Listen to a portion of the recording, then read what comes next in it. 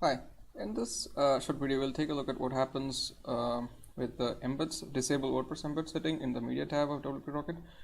I have a test post here with a link to Twitter, a YouTube video, and a link to a website. And if you open up the page, Twitter shows up as an embed. Yep, there you go, and YouTube, and the page also shows up. Now let's disable. Okay, refresh the page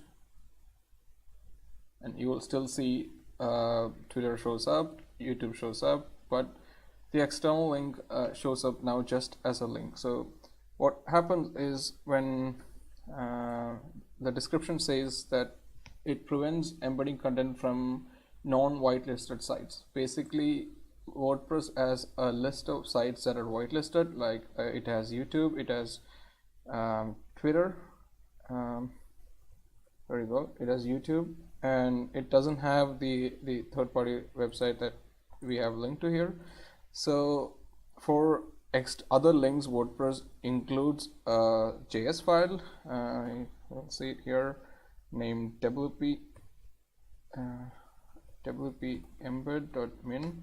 So as soon as we enable this option, and if I refresh the source code, that file is missing. So that's the summary of it. We remove the embed script that tries to